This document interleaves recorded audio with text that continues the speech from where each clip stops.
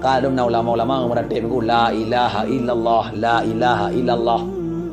Tingkat kedua illallah tu. Tingkat kelima Allah. Tingkat keempat hu. Lagi yang disebut li Syekh Nazim Al-Haqqani, iaitu mursyid Amerika Serikat. Tanya orang tukang becak hanya dia ikut kenan.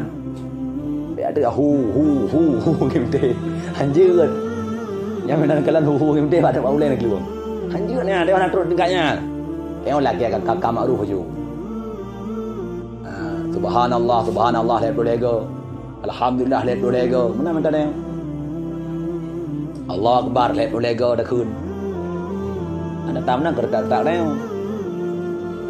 Kan yang putih aurel engko. Putih mursyid besar teh tidak ikut. Lagi ada MPDT yang tidak ikut teh. Yang tagap. Ya nak ada rawat tu. Yang mana? Tak kan? Mana ada syah aku urung sufi purno aku rawam ada lagi kan? Ada syah aku kemana ada syah? Karena kan makanan rawam, ya kan? Ya purno illallah rawam. Kan makanan rawam kan? Urung purno mungkin handuk dan neraka, tapi urung purno belum neraka. Abu tanya ulama sufi. Abu diguta, tapi Abu tanya hanan aku purno menan kita tanya. Lagi enak dia kakak maruh purno. Nah ulama jamun ku sempat ipoh ekor aku. Kadang-kadang nak urung dengar ratib kan. Kau apa dengar? Ya dengar kerau ai. La masjid beratib. Anallah.